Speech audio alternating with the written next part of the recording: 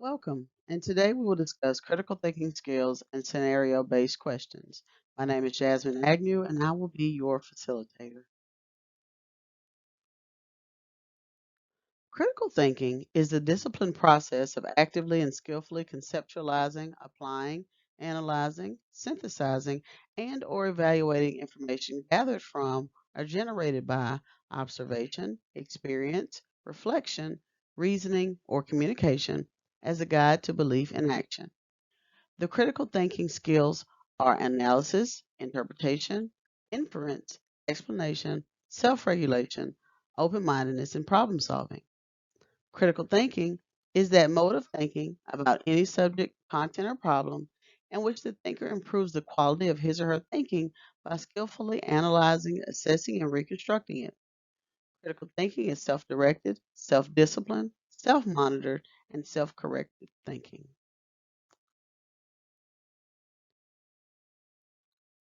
There are two types of questions that students often send assessments. That is the recall, regurgitation, and remembering, or evaluation, synthesis, and understanding type questions. Recall, regurgitation, and remembering questions involve retrieving, recognizing, and recalling relevant knowledge from long term memory. Sample questions define each of these terms: encomienda, conquistador, gaucho, or what was the homicide? Evaluation, synthesis, and understanding questions involve constructing oral, written, and graphic messages through summarizing, comparing, and explaining terms, facts, methods, procedures, or concepts.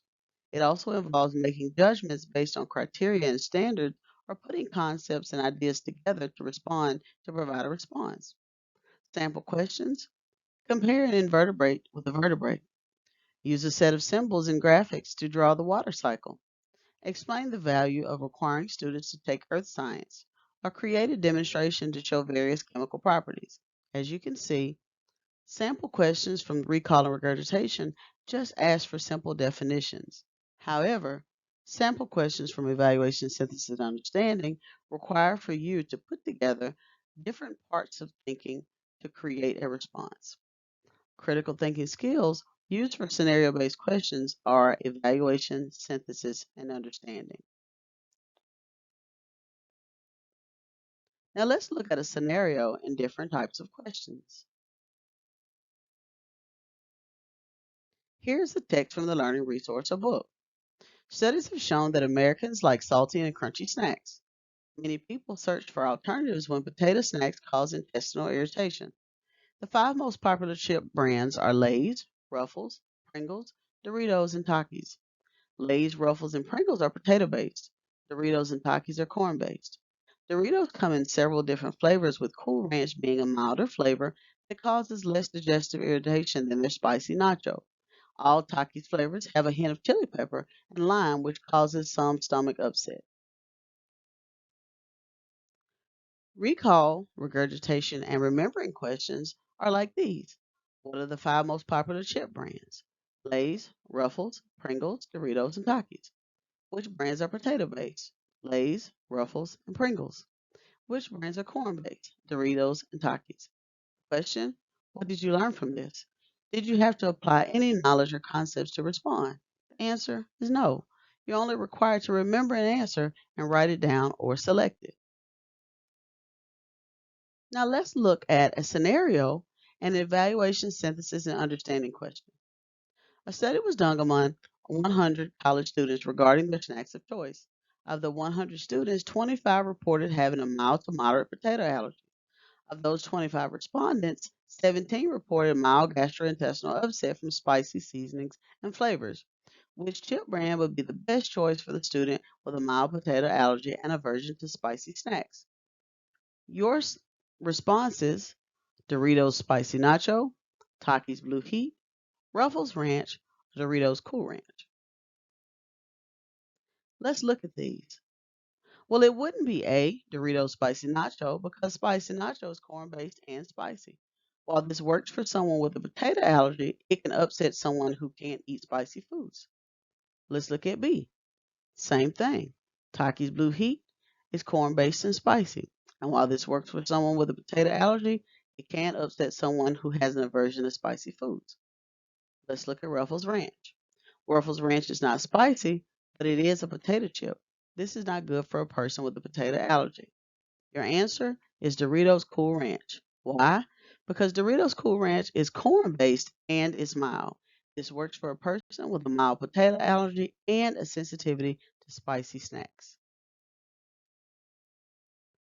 So, the question: were you required to use critical thinking and higher level cognitive skills to find your best answer? Yes, you had to use a process of elimination.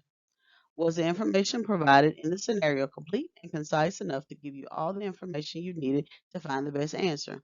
Yes, it explained potato and corn based products as well as the spicy and milder products.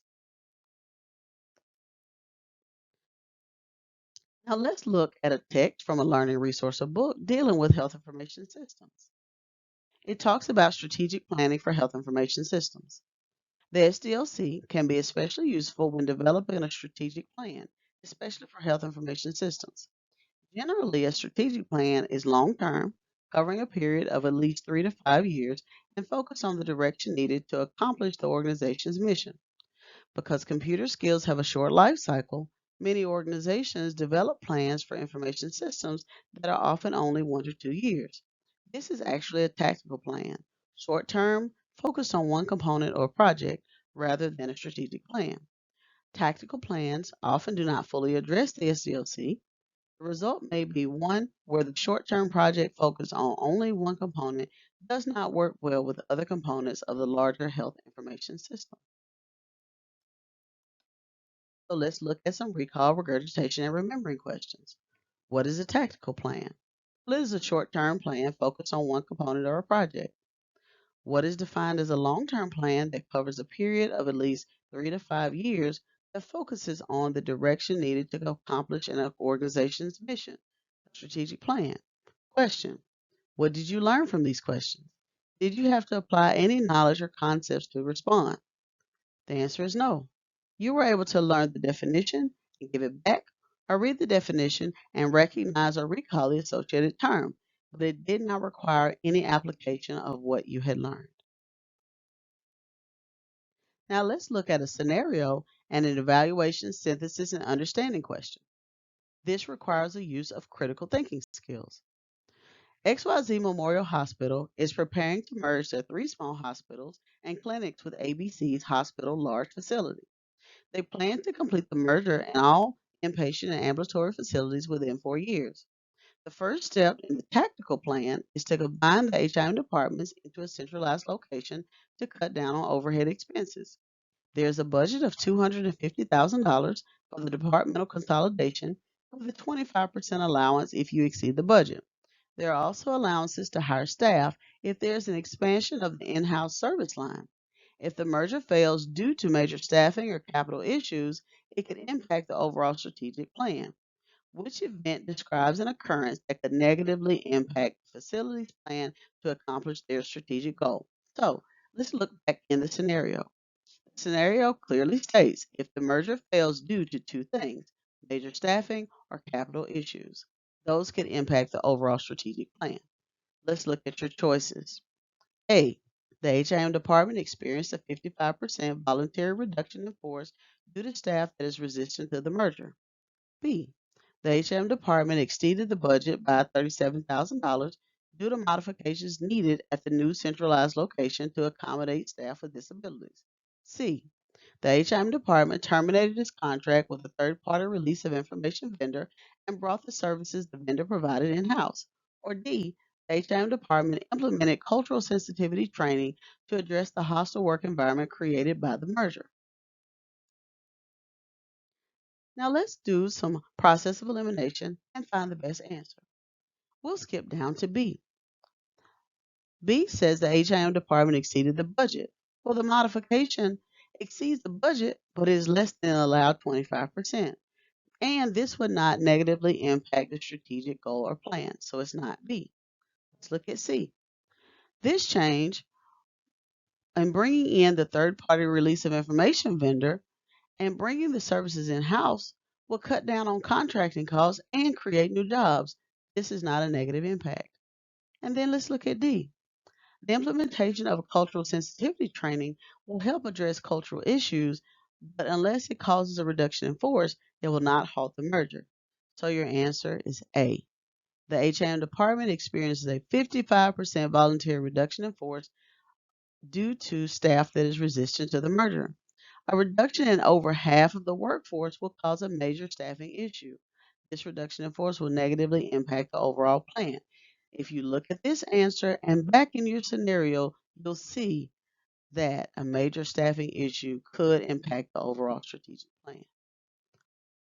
So, in summary, was the information provided in the scenario complete and concise enough to give you all the information to find the best answer? Yes. The correct response is choice A. A reduction over half the staff can impact patient satisfaction, departmental productivity, and the completion of business services that impact organizational revenue. Choice B is incorrect because while you went over budget, there were clear stipulations that there was money for overages. Choice C is incorrect because there is an allowance for staffing if new services are brought in house to be provided by the department. And choice D is incorrect because while staff may be having cultural differences, there is training that will be provided to address these issues. So, our questions: were you required to use critical thinking and higher level cognitive skills to find the best answer? Yes. You had to know the difference in the strategic and tactical plan, and you had to understand which event could negatively impact the overall project. It goes beyond just repeating information as it is written in the text, it involves application. So, in closing, let's talk about these things about critical thinking skills. Critical thinking skills are valuable in helping to answer evaluations, synthesis, and understanding questions. Critical thinking skills help you understand the source of the evidence and the relationship between facts. Critical thinking skills help you evaluate what you read to find the best solution. Critical thinking skills help you gather facts to form a complete thought, and critical thinking skills help you apply concepts and theories into practice. Thank you so much for your time today as we talked about critical thinking skills and scenario based questions.